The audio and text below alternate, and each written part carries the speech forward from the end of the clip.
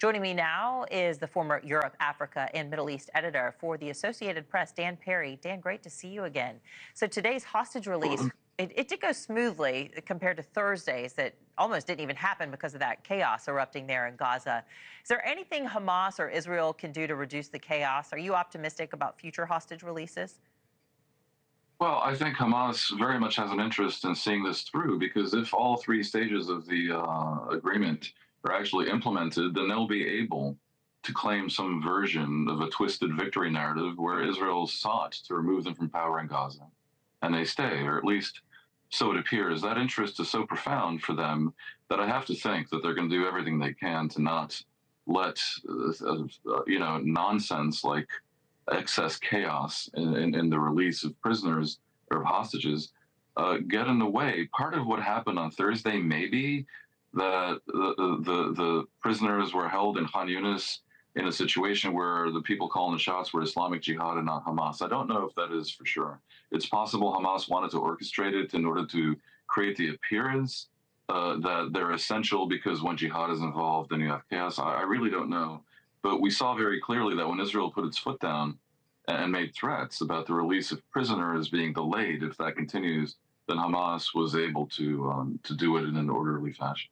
Gosh, I'm surprised to see Keith being able to walk around. The conditions where he was living, many believe he was held underground and, of course, beaten and tortured and starved and all the other horrible things you can even imagine that terrorists would be doing to you while you're held hostage. He's an American, and he's released today. Are you surprised that Hamas would let a valuable hostage like Keith walk away so early? Well, I mean, look, it had been negotiated, and no, in the end, I'm not surprised because Hamas, part of the logic here, the narrative is that they let go of humanitarian cases. Now, Keith is not that old; he's 65, I believe. But he's not young, and apparently was not necessarily fully healthy, and so there was an argument to release him under humanitarian grounds. I believe their cutoff is 50.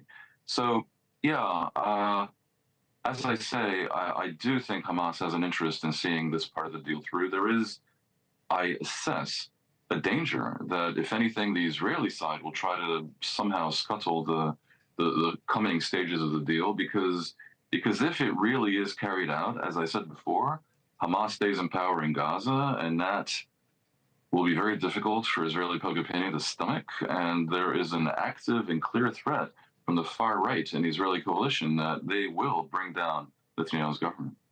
Well, what do you think is going to happen? We do have a big week ahead with the Prime Minister, Benjamin Netanyahu, coming to meet with President Trump there at the White House. What are they going to talk about? What does this mean for Israel's future? I think it's huge, huge. Netanyahu is getting quite a prize from Trump in being the first world leader to be received at the White House after Biden, of course, boycotted him essentially for much of the past 2 years for reasons that are complex and have to do with his anti-democratic so-called reforms. Netanyahu's, I believe Trump is a disruptor.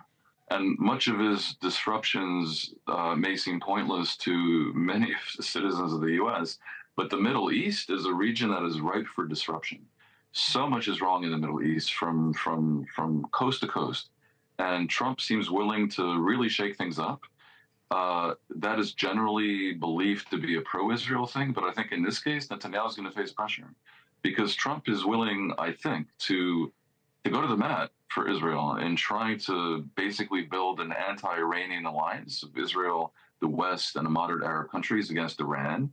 Potentially, he might be willing to authorize a strike against Iran's nuclear facilities. Yeah, this would involve maybe normalization or even full peace between Israel and Saudi Arabia. In exchange, Netanyahu is going to be asked, I do believe, to drop his mulish and obstinate opposition to any discussion of a day after plan in Gaza, which probably needs to go through the rightly battered brand of the Palestinian Authority. I think Trump will ask Netanyahu to somehow stomach the idea that the Palestinian Authority will return to Gaza instead of Hamas.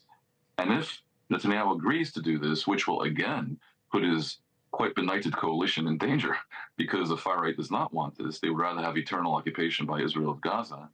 Then perhaps the Trump team will be willing to really put the squeeze on the Arab League to, in turn, put the squeeze on Hamas.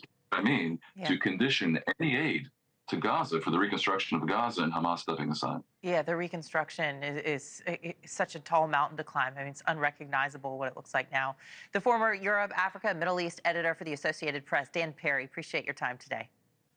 My pleasure.